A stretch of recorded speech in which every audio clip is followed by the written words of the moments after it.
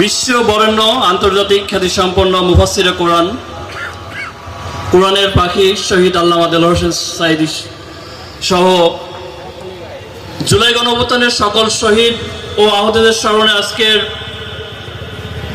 আলোচনা সভা ও দোয়া এবং জুলাই গণঅভ্যুত্থান ও আল্লামা সাঈদীর যে প্রামাণ্য চিত্র অনুষ্ঠান, এই অনুষ্ঠানের প্রধান অতিথি জনাব খোকসা কুমারখালীর জননেতা মোহাম্মদ আফজাল হোসেন, উপস্থিত আছেন এই প্রোগ্রামের সম্মানিত সভাপতি সহ খোকসা উপজেলার বিভিন্ন পর্যায়ের নেতাকর্মী, আমার সামনে উপবিষ্ট খোকসা উপজেলার বিভিন্ন ছাত্র জনতা, আসসালামু আলাইকুম ওয়া রাহমাতুল্লাহ।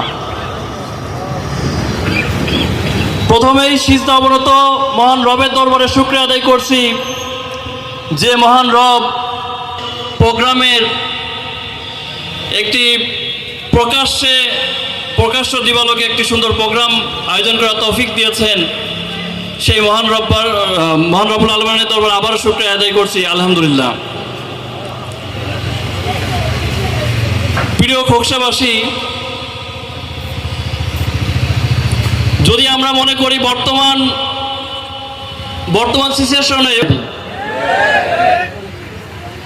এমন একজন ব্যক্তি যিনি দীর্ঘ 50 বছর যাবৎ সারা বাংলাদেশে উনি ইসলাম প্রচার করেছেন, ইসলামী আন্দোলনের জন্য সেই মহামানব বাংলাদেশের ইতিহাসে হয়তো আর কখনো এরকম ব্যক্তি হয়তো বাংলাদেশে আর আসবে না। তাকে বিষ প্রয়োগের মাধ্যমে তাকে এই পূর্বে যে জালিম সরকার তাকে হত্যা করেছে। দীর্ঘ প্রায় 2 বছর চলে যাচ্ছে।